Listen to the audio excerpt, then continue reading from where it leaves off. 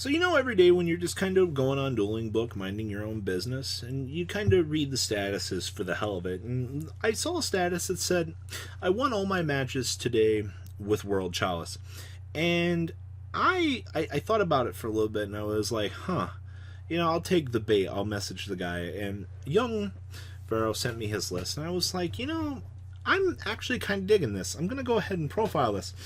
Now, I'm not the most well-versed in World Chalice, and this duelist has 2 years of experience with World Chalice. I can tell that he really loves this deck at this point.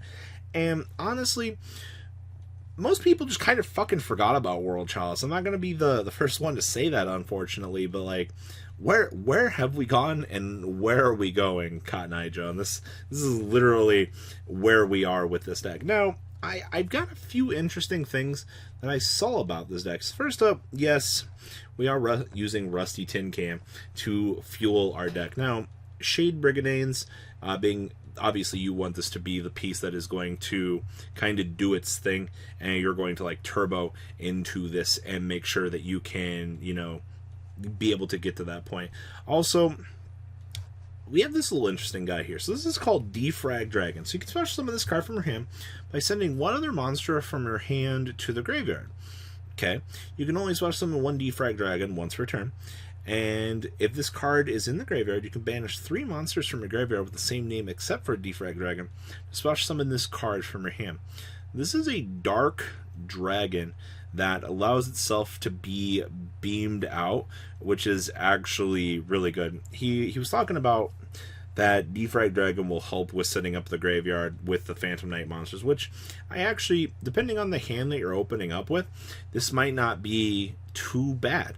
And then he was telling me that he went after Dweller because Dweller is actually really good in this deck. It helps with a full turn lockdown, which is something that he really needs for the current meta. He also was talking about the possibility of wanting to play Azathoth and things like that, but that's kind of shaky for the time being. It's kind of just up in the air. And then he was also saying that Dweller and Dragon Ravine just helps fuel into the Destrudo play. All the better, actually. So, seeing that this deck is kind of the way it is, he also wanted to take note that 3 Fogblade was massively essential to setting up plays. He said every time he played 2, it seemed that he always needed a 3rd. So, at this point, we've just upped the count of this to 3. No more issues. We've resolved our differences here. So I think this is a much different spin on the deck. A lot different than I think most people have gone down with World Chalice. And I think a lot of people have this vague mentality towards the deck that you have to play X way. And seeing something like this, I almost feel changes the core structuring of the deck. So let's dig on into the list here. So we have 1 Armageddon Knight, 1 Dark Grepher, both essential pieces, and you have to play these in this because you are looking to the Destrudo engine. And as I said, we are playing triple copies of Defrag Dragon. I actually like this idea. I'm actually really intrigued by this. Also, another side note here. He said the World Legacy, he's playing it this way because since it's a dark monster, it will help with going into Rusty. But, okay, so, yeah, we have triple copies of Defrag, 1 copy of Destrudo. Climbing said ladders has never been any better. Now, we do play triple copies of Miss Fairy. Being able to add any World Chalice monster from our deck to our hand is literally what we want to do here. Now, of course, we get into the fun stuff. We are playing triple copies of Ancient Cloak and triple copies of Silent Boots. So, in the long run, for what we're attempting to do with this deck, as we're setting up and doing most things, basically, being able to combo off with this is just going to be the best thing. He also said something else to note here. I've got my notes all over the place here. He said in your typical World Chalice, you would normally want Avram plus World Legacy, special summon 2 combos to make a perfect board. But you can make Avram with Legacy, special summon Libly with 1 World Legacy. So, honestly, everything that this deck wants to do, I almost feel is a little bit easier here. Now, we do play the 1 copy of the Guard Doggo.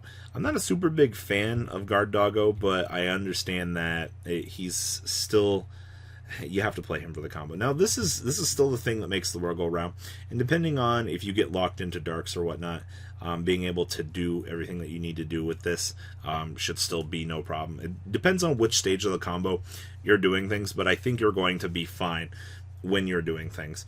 And then, of course, we do play the one beckoned by the World Chalice, just as our normal summon starter for life. Like, hello, Brick. Alright, spells. We do play 2 copies of the Lure of Darkness. So, honestly, because we are playing such a heavy count of darks, and this isn't restricted to once per turn, is it? No. Yeah, you can only special summon one of him once per turn. So, depending on the hand that you find yourself in, depending on just if you need more combo pieces to continue doing your thing, this isn't too bad. And I do know that a lot of people are probably pretty impartial to this, but for the most part, as I'm saying, like, 3 allures might be too much. I think 2 seems to be the proper number here. If you want to take out a Fog Blade for one, that's player preference. We do play Triple Call by the Grave. Hand traps are the bane of this deck's issue. I do think, in the long run, any sort of hand trap that your opponent might open up against you might just be, that's what I'm looking for, too detrimental. So you need to play things like this. But yeah, being able to resolve and play the game is great. We have 1 copy of Dragon Ravine. We have 1 copy of Foolish Burrow. We have 1 copy of Monster Reborn, 1 Rhoda, 2 Twin Twister. We have 1 Upstart Goblin, 1 World Legacy Succession. We do have triple copies of Fogblade. Of course, the more I've looked at this and the more that I understand where he's going with this, I don't know if 3 Fogblade versus 2 is better, but yeah. I guess. We have 1 Judgment and triple copies of Shade Brigadane, wrapping up the main deck.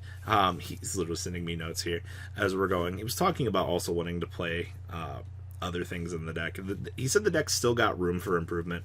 I understand that the deck still has room for improvement, but I mean, you did relatively good today going EXO with this as a starting point for the deck. And like I said, I want to share something like this because it does give room for innovation. I mean, like, yes, you can drop a Shade Brigadane if you really want, but I understand the logic here with this is, okay, so you see the Shade Brigadane, you do want to see the Shade Brigadane. You want this to be your combo piece. Like, level 4 go is what the deck wants to do 95% of the time. So I do think that, yeah, that is the way you want to go. So, the extra deck down here, we have 1 copy of Underclock Taker. We have 1 Trigate Wizard. This card, like, the more I see this, the more that, like, this card faded away so quick, and it's so sad that it did. We have 1 copy of Rusty. Like I said, this is going to be the thing that's going to make the world go round for this deck. This is where all your viability, honestly, everything that you need to do comes from this. We have 1 copy of Ningrisu, 1 copy of Unicorn. We have 1 copy of Phoenix and Mermaid. 1 copy of Griffin, 1 copy of Cerberus. We literally got the whole package in here. We have 1 copy of Imduk, 1 copy of Ib, 1 copy of Boral Sword, 1 copy of Aram, 1 copy of Dweller, and 1 copy of Dragster. Extra deck looks very, very, very, very staple. I don't see anything wrong with this. I think for the most part that this is probably the path you want to go. Nothing, like I said, sticks out to me too much. Alright, side deck. We are playing triple copies of Lancia. Thunder Dragon matchup for this deck must be horrible. If you can detour your opponent from being able to resolve key effects, you're absolutely good. The Danger Engine in general right now is a big problem and severely fucking annoying to deal with. Droll actually will make that matchup all the better for you. We are playing triple copies of Skullmeister as well. No other real complaints about this. Another additional great hand trap. 1 copy of Twin Twister to disrupt the opponent. Triple copies of Evenly Matched. And 2 copies of Red Reboot for whatever trap-based matchups you're going to need. So, thank you, Young Pharaoh, for sending in this list.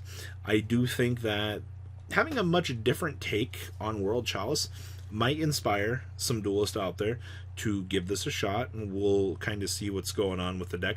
I'm looking forward to kind of seeing what comes from this video and just the generalized information from it. So guys, please comment down below, tell me what you guys think. And well guys, I'm out. Peace. The ride never, well, truly ends.